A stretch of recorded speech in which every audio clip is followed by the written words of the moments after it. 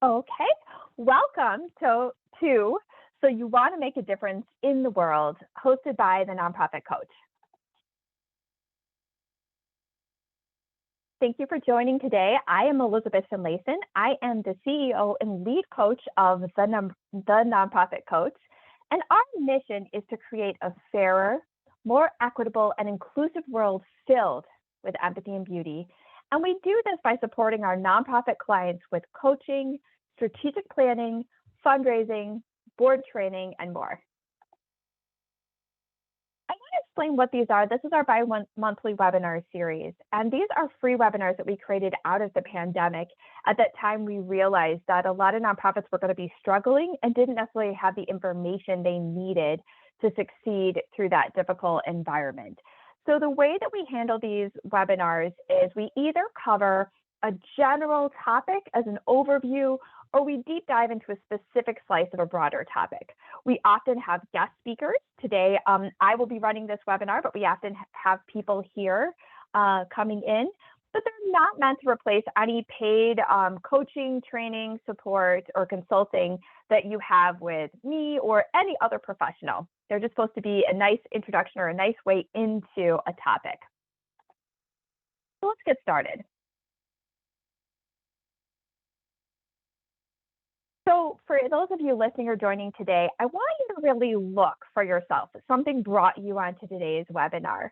What dream, idea, or concern brought you onto this call?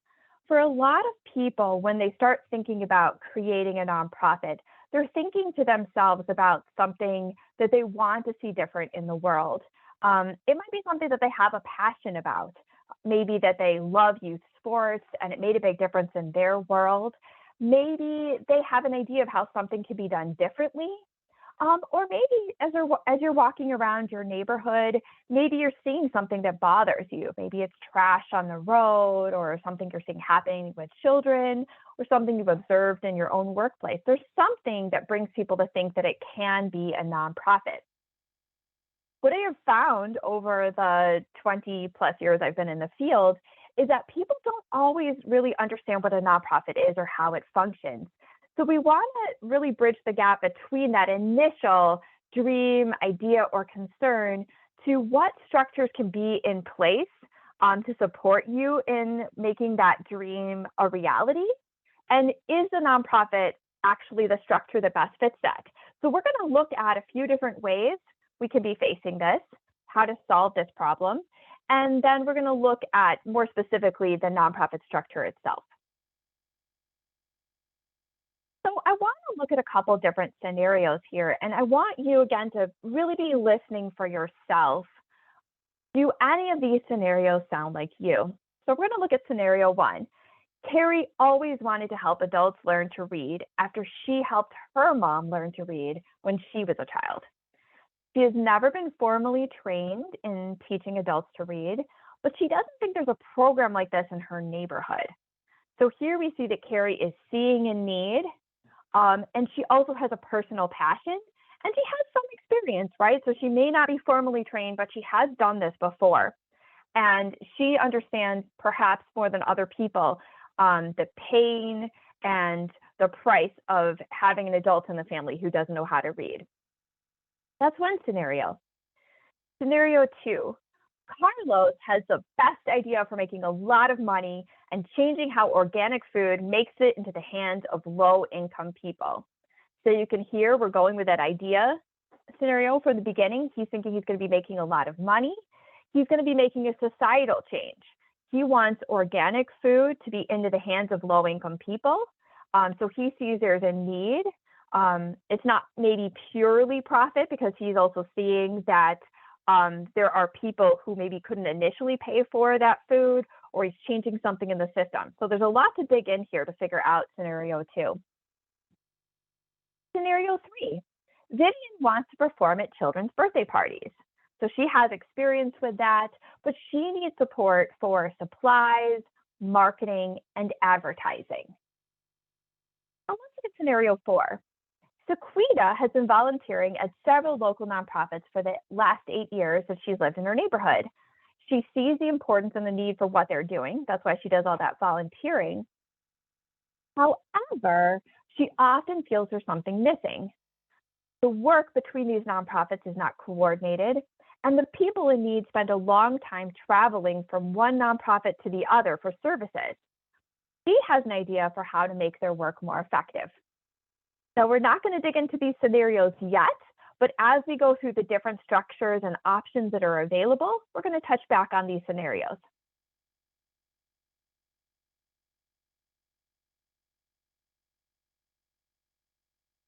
So I asked you to look at the idea that brought you onto this webinar. So again, perhaps you've come here with a dream, an idea, or a concern.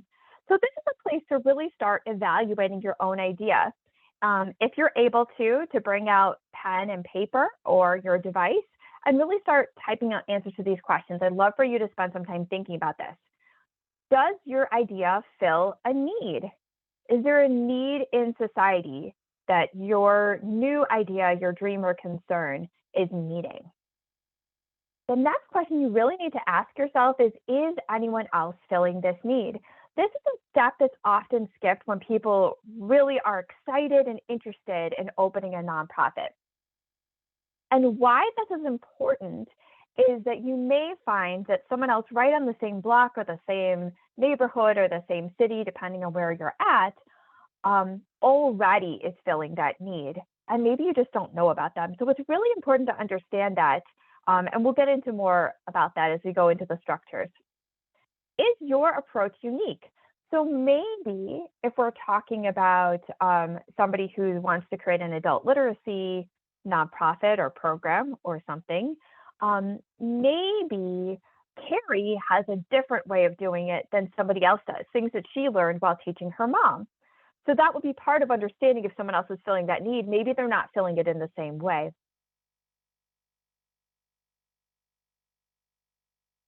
This fourth question is really, really important before you decide to create a structure like a nonprofit or maybe even any structure, but I would say particularly a nonprofit. Do you like bureaucracy and administration? For some people, yes, yes, yes. People love to set up systems and they love to think about ideas and they love to manage board members and be part of executing those ideas. And they see that all as part of the way that they would be fulfilling this idea and filling this need. For some people, this starts to feel like a big stumbling block. If all Carrie wants to do is teach adults to read, or if somebody's interested in youth sports, maybe they just want to be interacting with the kids. Maybe they don't want to do all the management and all the structures that are part of that. Would you let others contribute significantly to your idea? This may seem like an easy one. You might be like, yeah, of course, it's going to make it really easy. It's going to be fast. We're going to be done. But sometimes when people think about others contribute, they're thinking about money, or they're thinking about, hey, somebody might have an idea, or they might volunteer for a couple of hours, or you have a friend who knows how to build a website. But if one were to have a nonprofit, you are required to have a board of directors. And the board of directors have a say. They actually are the head of the organization above the executive director, who, if you're the founder, you may be the executive director. The board members sit above you. And because of that, they have veto approval on the ideas and the structures. For some people, this is a really big stumbling block to realize that a different group of people would have a significant say in how that idea gets fulfilled. That is an important thing to really ask yourself and wrestle with when you're on the path of thinking about whether you want to create a nonprofit or not. This is similar, but really continue to think about, would you be willing to let go of your idea? When one starts a nonprofit, the person who owns the nonprofit, because I've had someone say this to me before, say, oh, well, they own the nonprofit. The person who owns the nonprofit is the public. A nonprofit is a public good. They are granted a special tax status because they're benefiting the public. And so the idea may start with an individual or a group of individuals or a corporation or any type of group, but it won't live with them forever if it's really going to move on and be successful. Now, you could have a founder running an organization for 40 years or maybe even longer, but if it's going to really grow into a nonprofit, it has to be bigger than the founder. And that's something maybe the idea itself isn't even big enough for that. So that's one of the things you want to be asking yourself as you're thinking through whether you want to start a nonprofit. Are you expecting to get rich from your idea? Do you have a profit motive? If you do, you definitely want to go back and look back at that nonprofit structure. The term nonprofit is that it is not meant to be having excess funds that go to the owners. While you can have excess funds above the amount it costs for the programs or for the organization, and the organization may put money aside to pay for new programming years and to help create stability around that organization. And while you can hire people, including yourself, to be in a paid position, if the idea is that you're going to quote unquote get rich, a nonprofit is not the right structure for you. So take those questions into mind as you're evaluating your idea. And I will say too, you can put in the chat if you've got answers or questions in there.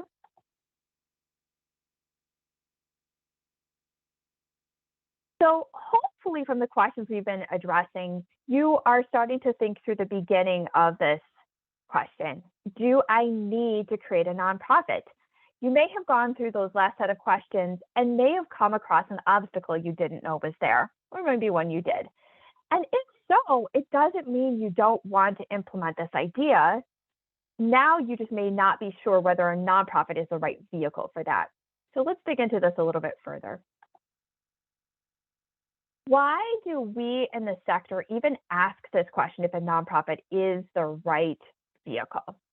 Well, one thing that's happened is from 2005 to 2015, nonprofits in Illinois, and that's where I'll say the Nonprofit Coach is based, have grown 22.5%. This is not an Illinois trend. This is actually a trend across the United States, but these are actually focused on this particular state. But they really show that there's this huge amount of growth. So grew up to 35,000. Now we know we've gone through this really challenging time in the pandemic since then. Lots of things have changed where old nonprofits might have faded away, some of them, but also new ones may have been created to meet this new need. There are over 60,000 nonprofits in Illinois. Over 36,000 are public charities, 7% are religious. And just in Chicago alone, there are 100 literacy organizations. So when we start to zoom into a particular city, town, county, rural area, we may just start to see that redundancy. And as we looked at those evaluative questions, we may find my literacy organization is the best and I can prove it. Maybe I know how to teach adults to read in a completely different way, and I can prove that, and I can compete with these other nonprofits. Or maybe I'm just another one on the scene. And so it's really important to have an understanding of that landscape before we just rush to go fill out a bunch of paperwork. So let's look at what are the vehicles available for making a difference in the world if a nonprofit is maybe not always the best structure. And I say that as somebody who loves nonprofits and loves the nonprofit sector. So we have nonprofits, as we've been talking about. We have businesses, which can include corporations or LLCs.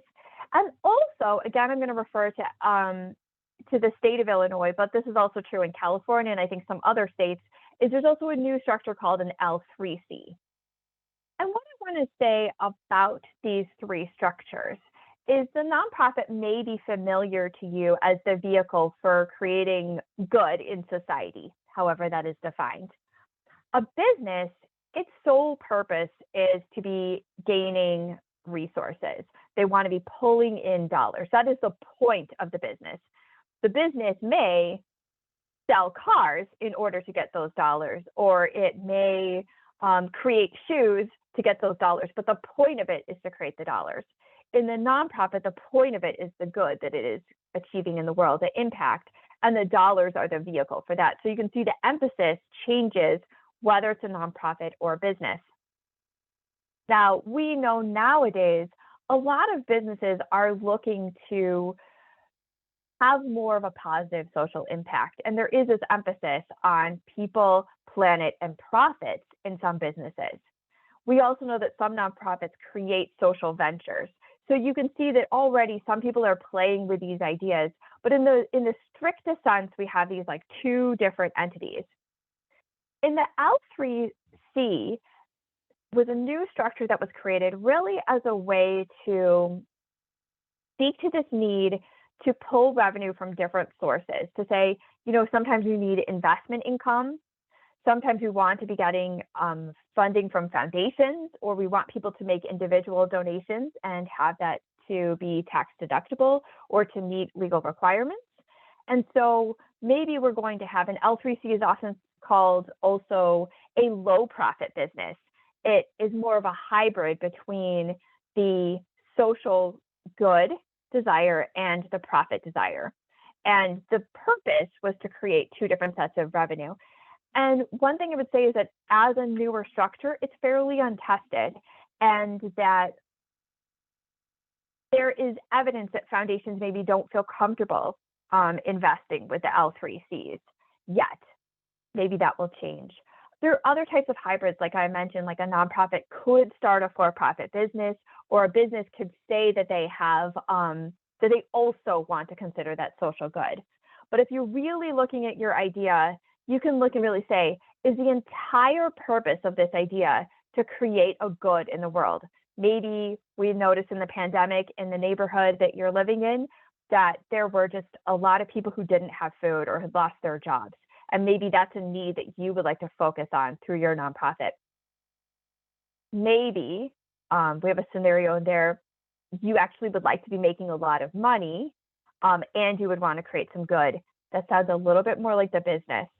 And maybe it's something that's a little more in between. If it's more in between, I think there are ways to look at different structures, but most people kind of fall in these different areas.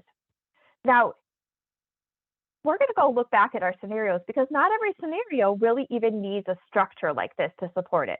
So let's keep going and look at other ways we can make those ideas and concerns a reality. So one thing is really literally just being a volunteer.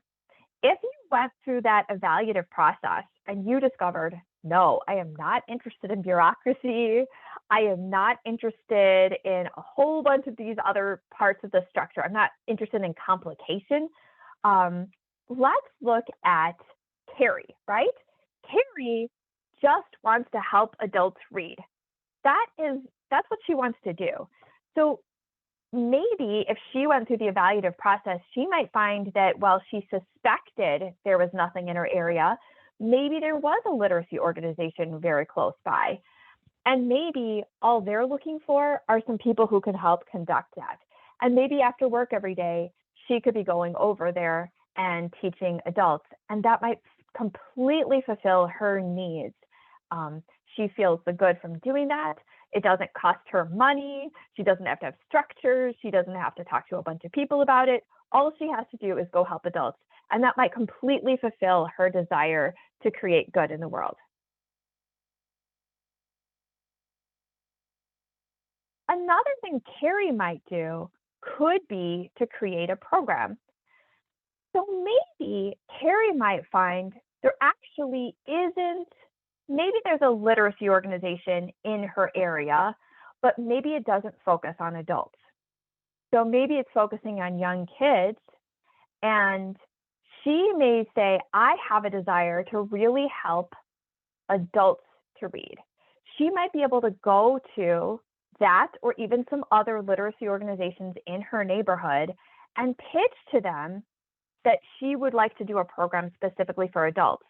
And maybe then they would begin to recruit the parents of the kids who are in the literacy program. And she and maybe even some other volunteers will begin to work with them every day after work. So now we've gone beyond just Carrie into Carrie and some other people, but there's a whole structure around Carrie. You will notice that Carrie did not have to file a bunch of paperwork, pay fees, hire staff, recruit a board. All Carrie has to do is talk to those nonprofits and show up. And the nonprofits might be really happy to have this expansion of their mission. It may be something that becomes a formal part of those nonprofits. The other scenario we talked about was Sequina. Sequina is already volunteering at several nonprofits, and she understands her landscape really well, it sounds like to me. She sees there's a need that's not being met by the existing nonprofits, and she sees that they're not coordinated. She also could pitch a program maybe to that collection of nonprofits and decide to create something that fits in the middle. Maybe she could be talking to each of those nonprofits of putting in a little bit of money to coordinate between them. So maybe it becomes a shared program between those multiple nonprofits. Or she can just start it really on her own. But it really could just start as a program. It doesn't need necessarily all the structure behind it.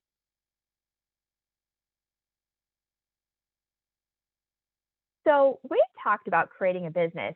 There are other business structures, right? Like a B Corp. So we have often heard of Ben and Jerry's and how in their ice cream business they wanted to have a positive impact on the community and the world, and they baked that right in to the type of business that they were. So a B Corp is a really great way to do that. A B Corp has a lot of rules and restrictions and certification to show that one is actually meeting those requirements towards people, towards planet, around impact, as well as a profit component there. We talked about the L3C as a low profit liability company. And any business can really commit to helping people, planet, and profits while continuing to go after their profits. So that's something, these are all structures that are available. In the scenarios we talked about, scenario two with Carlos, there's a few things here that point to this might actually just be a business. For one thing, the first thing stated is he has an idea for making a lot of money. So we're starting right here with a profit motive, right from the beginning. So right there, whether that is a lot of money that's going to the entity or a lot of money that's going to Carlos, it seems really from the get-go, the first priority is money, which really takes it out of the nonprofit world. There is good that's in here, right? So we see that he's interested in high quality food. We see that he's interested in getting it in the hands of low income people. So there might be a few different ways that Carlos might put this together. He might just create a business and decide to give away a certain number of profits. He might be taking those profits from high income people, and he might be subsidizing food to low income people. He might be doing a lot of different things with the way that he conducts his business. He might decide to be a B Corp or an L3C, right? So there's different ways that Carlos may decide that he wants to put this in place, but it does not sound like he is a nonprofit. Now, Carlos sounds like he's actually creating something really big. But if on the other end of the spectrum, we have Vivian. Vivian sees something good that she wants to do is performing at children's birthday parties. But it's most likely that children's families are going to be paying for her to perform. There isn't a high identified need. Now, the children may really enjoy having someone to participate at their birthday party, but that isn't the same thing as there being a need. Now, if we were to determine that there are certain types of children who don't get their birthdays celebrated, maybe there's people who have unmet social needs, maybe there's something that's creating social isolation, and maybe the birthday parties were part of that, that's a pretty big stretch just for creating a nonprofit. And even her financing needs don't really seem that big. All she needs are a few things like some supplies and some marketing and advertising. That may be something she can just kind of put together with some friends. Maybe she can even get a grant for women business owners.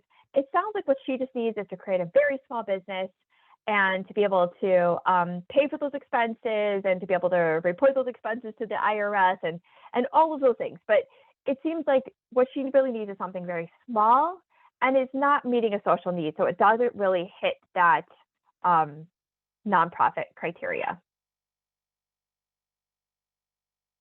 Okay, so let's say you have gone through all of these components here.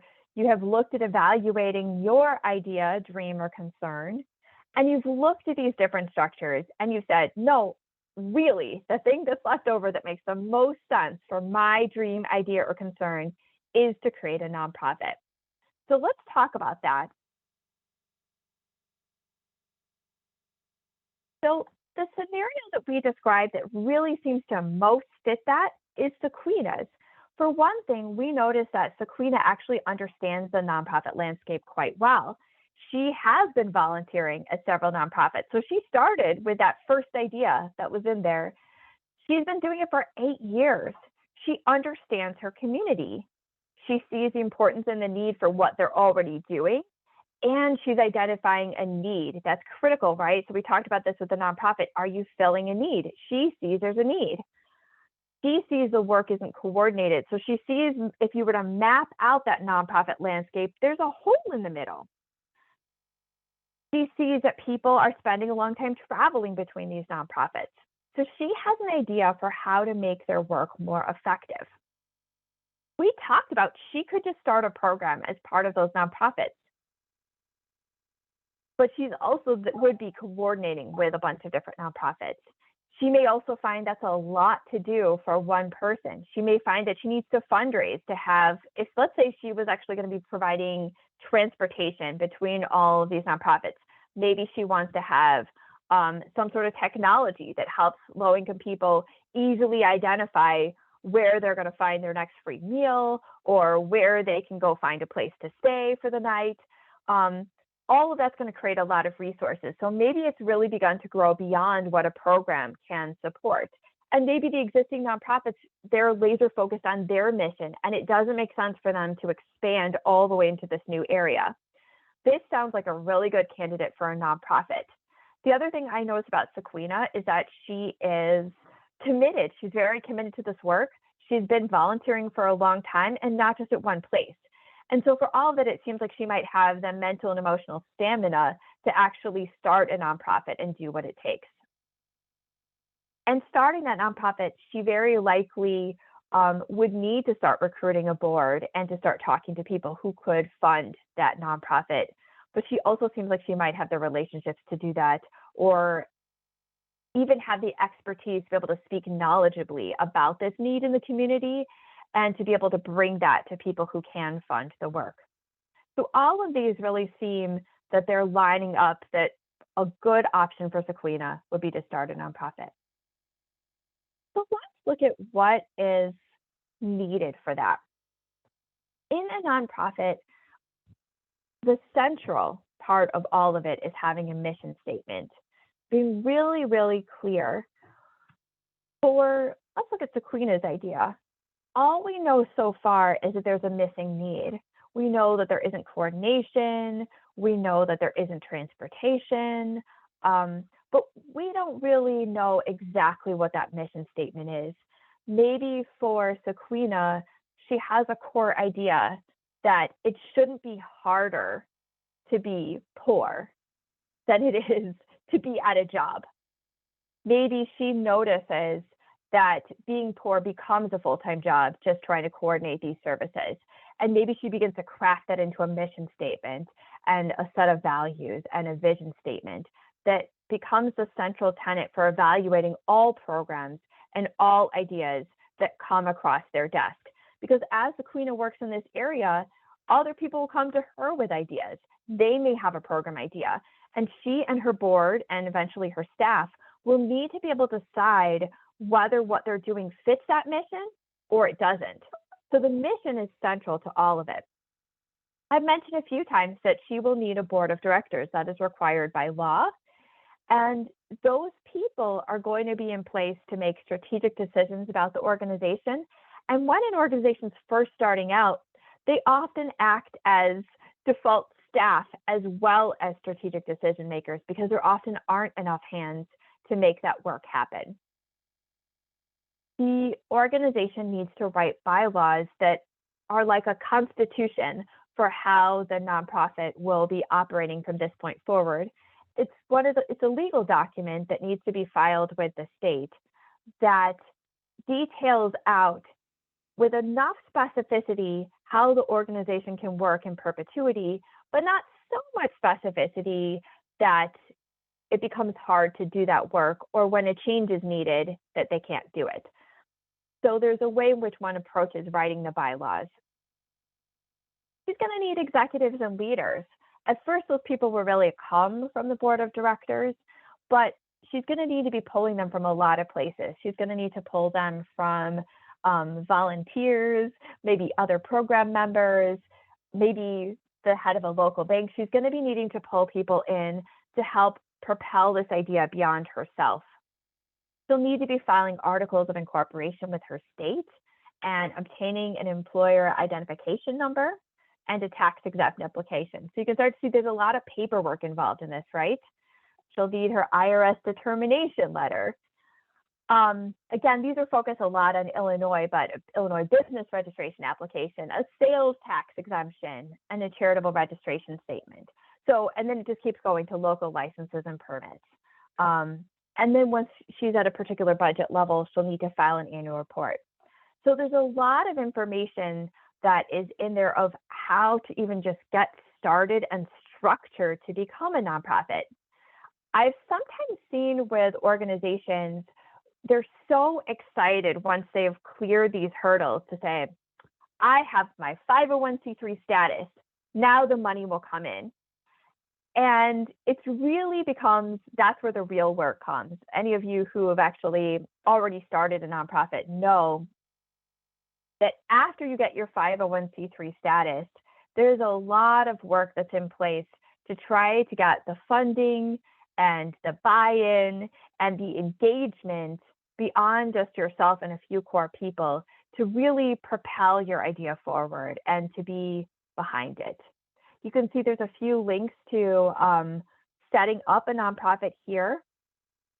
And I'm going to talk a little bit about the nonprofit coach and how we support organizations in forming nonprofits. If you've made it this far and you decide this is actually something that you would do, we're very lucky to be in partnership with Greater Reach Consulting with Barry Benson, who has a lot of expertise, both as an executive director and as starting nonprofits. And so one of the things that we do together when somebody is starting off to start a nonprofit is we provide a nonprofit registration checklist just to keep everything organized. What are all the documents you need? What are the pieces needed underneath that? When do you have to have your first board meeting to get that approved before we send off the next part to the state? All of those pieces. We create those nonprofit bylaws because they can be a little bit complicated.